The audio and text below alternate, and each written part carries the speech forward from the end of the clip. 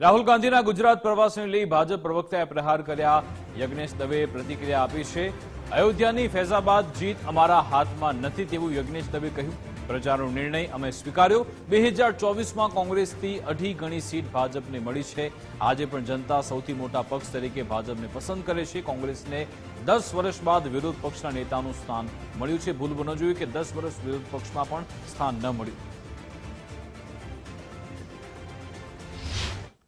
અયોધ્યાની એટલે ફૈઝલાબાદની સીટ અમે હાર્યા છે, ચોક્કસ જનતાનો ચુકાદો છે, અમે માથે ચડાવ્યો છે, એમાં પણ ના નથી। પરંતુ કોઈ એક સીટની હાર જીતથી આખા દેશની અથવા તો કોઈ રાજ્યની હાર જીત નક્કી કરવી એ બહુ અઘરું કામ છે અને એ રાહુલ ગાંધીને ખબર હોવી જોઈએ। 2024માં કોંગ્રેસ જેટલી સીટ લાવ્યા છે એના કરતાં 2.5 ગણી સીટ ભારતીય જનતા પાર્ટીને ભારતની જનતાએ આપી છે। એટલે એનો મતલબ એ થયો કે આજે પણ ભારતની જનતા દેશના સૌથી મોટા પક્ષ તરીકે ભારતીય જનતા પાર્ટીને પસંદ કરે છે, આદરણીય નરેન્દ્રભાઈના સુશાસનને પસંદ કરે છે। આ એમને ખ્યાલ હોવો જોઈએ। માત્ર 90ની આસપાસ સીટો તમે જીત્યા અને એના કારણે આખી દેશમાં જીત થઈ ગઈ, તમે દેશના વડાપ્રધાન થઈ ગયા, નહીં। તમને 10 વર્ષ બાદ માંડ વિરોધ પક્ષના નેતાનું સ્થાન મળ્યું છે।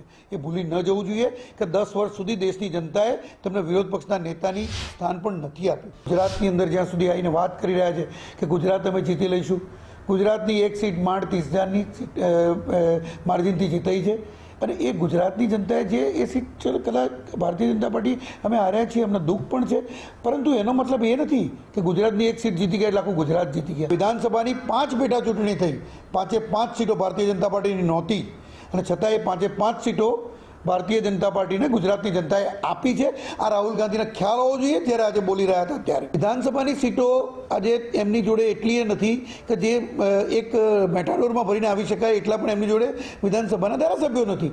ત્યારે કયા રીતે કહી શકે છે કે અમે ગુજરાત જીતીશું?